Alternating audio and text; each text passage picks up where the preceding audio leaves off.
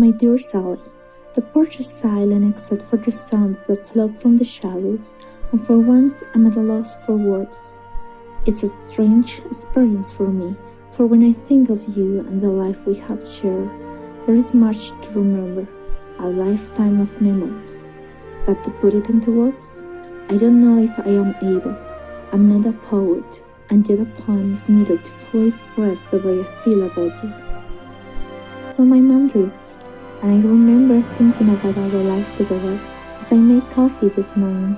Kate was there, and so was Jane, and they both became quiet when I walked in the kitchen. I saw they'd been crying, and without a word, I sat myself beside them at the table and held their hands. And do you know what I saw when I looked at them? I saw you from so long ago, the day we said goodbye. They resembled you and how you were then, beautiful and sensitive, and wounded with the hurt that comes when something special is taken away. And for a reason I'm not sure I understand, I was inspired to tell them a story. I called Jeff and David into the kitchen, for they were here as well, and when the children were ready, I told them about us and how you came back to me so long ago.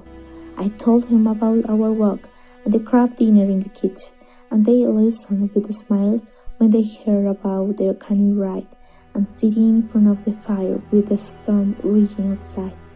I told them about your mother warning us about land the next day. They seemed as surprised as we were.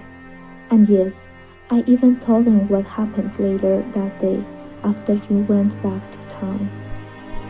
That part of the story has never left me, even after all this time. Even though I wasn't there, you described it to me only once, and I remember marveling at the strength you showed that day. I still can't imagine what was going through your mind when you walked into the lobby and saw Allie, or how it must have felt to talk to him. You told me that the two of you left the inn and sat on a bench by the old Methodist church, and that he held your hand even as you explained that you must stay. I know you care for him, and his reaction proves to me he cared for you as well. No, he couldn't understand losing you, but how could he? Even as you explained that you had always loved me and that it wouldn't be fair to him, he didn't release your hand. I know he was hurt and angry and tried for almost an hour to change your mind, but when you stood firm and said, "I can't go back with you, I'm so sorry," he knew that your decision had been made. You said he simply nodded, and the two of you sat together for a long time without speaking. I've always wondered what he was thinking as he sat with you, but I'm sure it was the same way I felt only a few hours before. And when he finally walked you to your car, you said he told you that I was a lucky man. He behaved as a gentleman would, and I understood then why your choice was so hard. I remember that when I finished the story, the room was quiet until Kate finally stood to embrace me. "Oh, Daddy," she said, with tears in her eyes, and though I expected to answer their questions, they didn't ask any.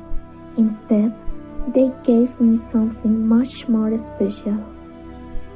For the next 4 hours, each of them told me how much we, the two of us, had meant to them growing up.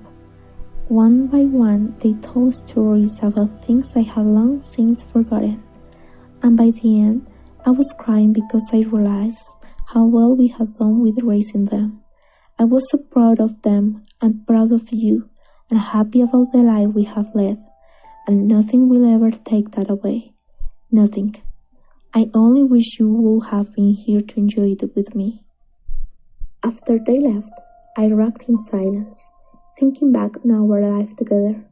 You're always here with me when I do so, at least in my heart, and it's impossible for me to remember a time when you weren't a part of me.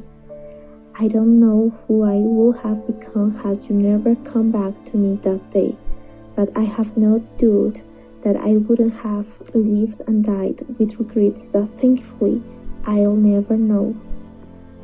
I love you, Allie. I'm who I am because of you. You are every reason, every hope, and every dream I've ever had. And no matter what happens to us in the future, every day we are together is the greatest day of my life. I will always be yours. And, my darling, you will always be mine. Noah.